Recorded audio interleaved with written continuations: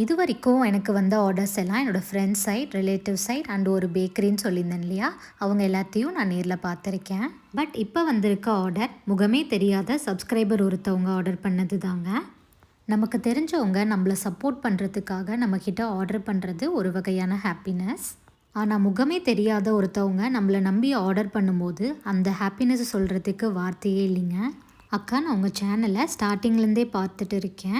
நீங்கள் சொல்லித்தர விதம் எனக்கு ரொம்ப பிடிச்சிது. அதனால் நீங்கள் போடுற வீடியோஸ் எல்லாமே நான் பார்த்துருவேன். உங்ககிட்ட பேசலான்னு மெசேஜ் பண்ணுவேன். ஆனால் ஏதோ ஒரு தயக்கத்தில் அதை நான் டெலீட் பண்ணிடுவேன். இப்படியே டைம் போயிடுச்சு. இப்போ உங்களோட ப்ரௌனி வீடியோ பார்த்தேன்.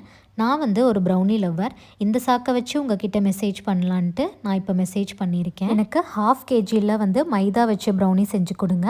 அண்ட் மேலே பேட்டர்லேயே எனக்கு க்ரன்ச்சினஸ்க்காக கேஷ்யூ ஸ்ப்ரெட் பண்ணி கொடுங்கன்னு கேட்டிருந்தாங்க. ஸோ அவங்க கேட்ட மாதிரியே ரெடி பண்ணி கொடுத்தாச்சு.